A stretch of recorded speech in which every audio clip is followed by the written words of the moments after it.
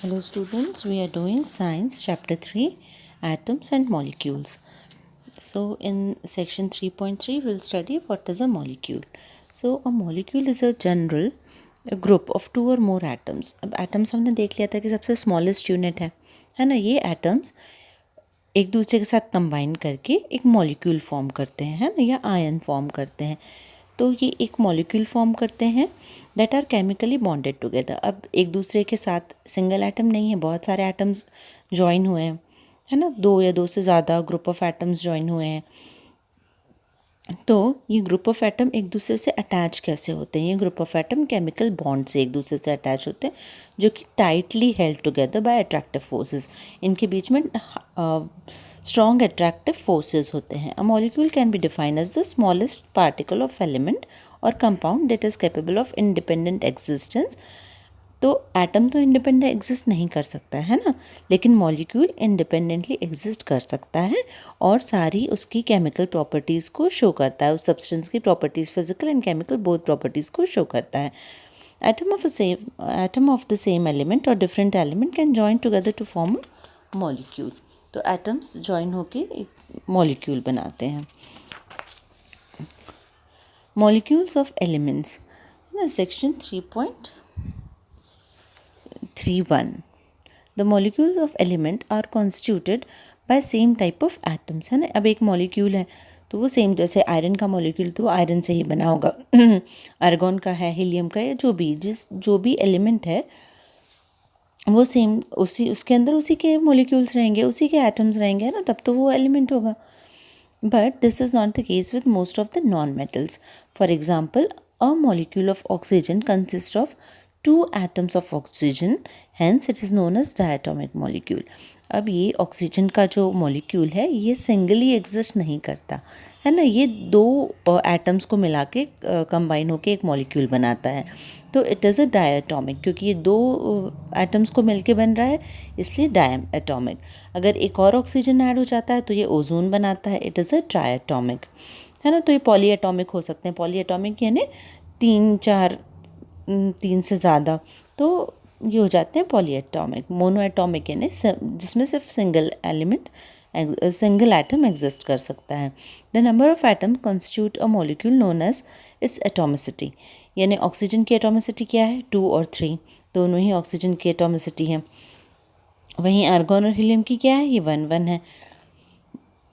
The metals and some other elements such as carbon do not have simple structure but consist of a very large and indefinite number of atoms bonded together. जैसे carbon होता है, carbon का example बताया कि ये एक single molecule नहीं होता है, ये बहुत सारे एटम्स मिलके एक मॉलिक्यूल बनाते हैं. तो ये एटोमिसिटी दी हुई है. आर्गन एंड हीलियम ये मोनोएटोमिक हैं, यानी सिंगल एटम ही इनका एग्जिस्ट करता है. ऑक्सीजन, हाइड्रोजन, नाइट्रोजन, क्लोरीन ये डायटोमिक एलिमेंट्स हैं. वहीं फॉस्फोरस एंड सल्फर आर टेट्राएटोमिक, और सल्फर तो पॉलीएटोमिक, यानी 4 से ज़्यादा उसके एटम्स कंबाइन करके एक मॉलिक्यूल बनाते हैं. The molecules of compounds. Now next topic is molecules of compounds. Atoms of different elements join together in a different proportion to form a molecule of compound. Few examples are given, है ना. अब जैसे molecule of compound, water molecule है, water molecule यानी H2O है.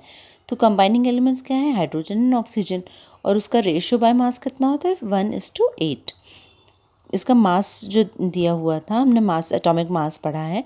Atomic mass hydrogen का 1 होता है और ऑक्सीजन का 8 होता है. तो इसका रेशियो बाय मास इज 1:8.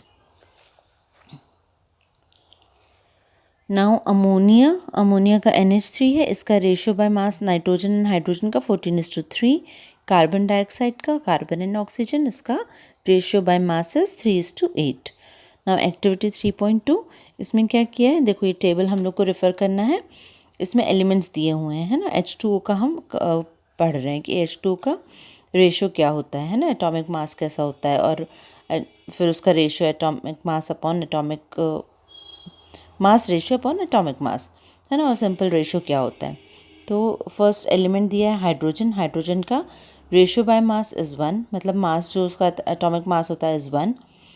अब atomic mass is 1, ratio by mass is 1 and ratio by mass upon atomic mass is 1/1 is equals to 1, है ना। तो अभी हम इसको 1 ही लेंगे, लेकिन 2 मॉलिक्यूल्स हैं तो यहाँ पे H2O के 2 हो गए।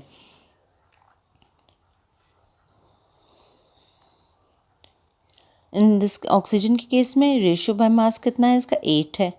एटॉमिक मास कितना है, 16 है। तो 8/16 इज़ 1/2। हाँ, तो ये 1/2 इसको हम मल्टीप्लाइड बाय 2 कर देंगे।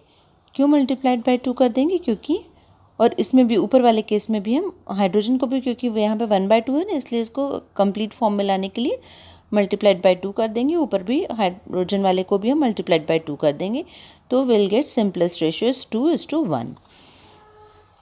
Now what is an ion? Now what is iron? Ions are the compound composed of metals and non-metals. ये चार्ज पार्टिकल्स होते हैं, ये मेटल के भी हो सकते हैं, नॉन मेटल के भी हो सकते हैं। ओके, तो उसमें चार्ज क्यों रहता है, पॉजिटिव या नेगेटिवली चार्ज रहते हैं।